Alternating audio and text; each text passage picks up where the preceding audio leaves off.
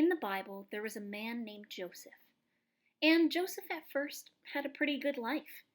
He was the favorite son, received amazing dreams from God, and he even got to wear a beautiful coat made of many colors. Life was good for Joseph. He had it pretty easy. But Joseph's brothers were jealous and hated him.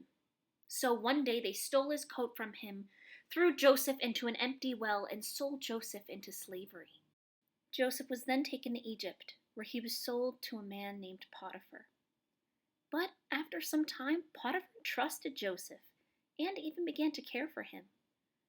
But Potiphar's wife thought Joseph was very handsome and tried to flirt with him, even though she was married. When Joseph ran away from her, Potiphar's wife made up a lie about Joseph and had him thrown into prison. While Joseph was in prison, he met a man that had a strange dream. And because God had given Joseph the ability to interpret dreams, Joseph was able to tell the man that his dream meant that in 3 days he would be released from prison. Joseph then asked the man that when he is free to tell Pharaoh about him and help him get out of jail. But guess what? The man was released from prison, but he forgot to tell Pharaoh about Joseph. And he didn't forget for just a few days, but for 2 whole years. For 2 years, Joseph sat in a cell for something that he didn't do. Now, can you imagine how Joseph might have been feeling at this point? I'm pretty sure Joseph was feeling really sad and scared. But do you know what the Bible says many times throughout Joseph's story?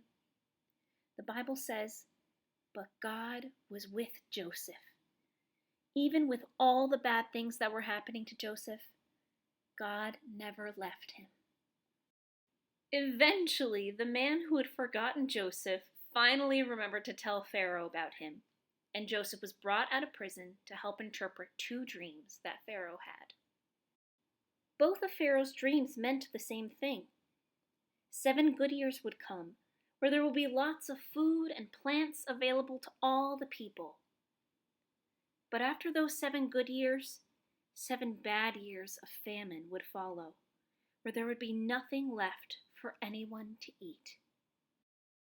Joseph told Pharaoh to choose a man who can help store away food from the good years and sell it back to the people during the 7 bad ones. And do you know who Pharaoh put in charge? That's right, Joseph.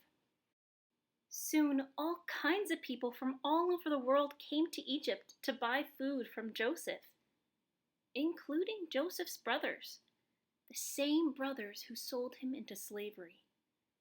And you know what? Joseph forgave them. And he was able to help his brothers and save his whole family during this terrible famine.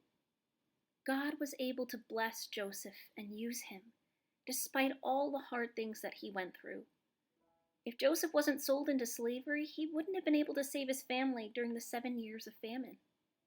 See, God can take our terrible situations and turn them into something good.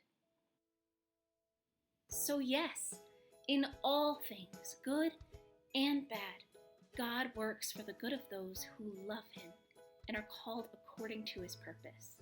Now, this doesn't mean that just because we love God, that good things are always going to happen to us. And it doesn't mean that just because bad things happen to us that we don't love God enough. Everybody is going to face challenges in their lives, some worse than others. But remember to trust that God will never ever leave you, and that he can always take the bad things in our lives and use them for good.